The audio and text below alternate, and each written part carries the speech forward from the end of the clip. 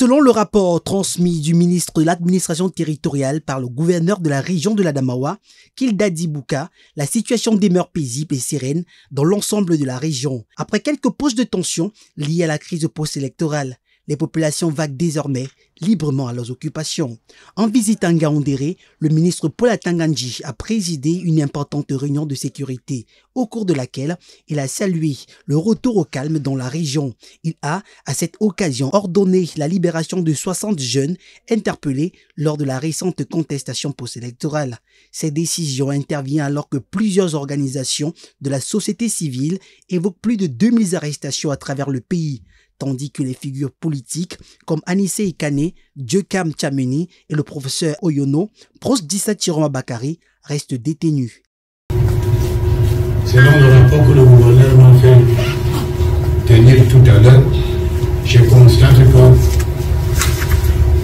la paix et la sécurité règnent dans l'ensemble du département de la région de l'Adamawa. On peut vraiment s'en féliciter.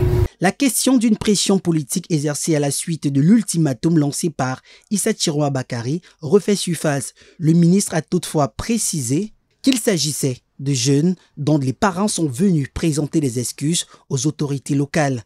Un geste d'apaisement salué sur place. Je tiens surtout, lors de cette occasion, à transmettre aux autorités administratives et aux responsables de forces de défense et de sécurité les chaleureuses félicitations et les encouragements du chef de l'État, son Excellence, M. Paul Biya. Dans son allocution, Paul Atanga-Ndji a fermement dénoncé les discours de haine et les propos incendiaires relayés sur les réseaux sociaux et dans certains médias classiques. Il a en revanche félicité les populations de l'Adamawa pour leur comportement républicain ainsi que les autorités locales qui, selon lui, n'ont ménagé aucun effort pour préserver la paix et la stabilité dans la région.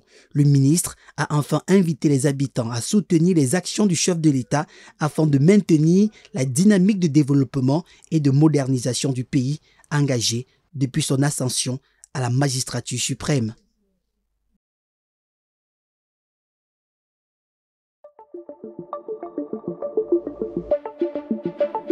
Le Messager télévision à l'écoute du peuple.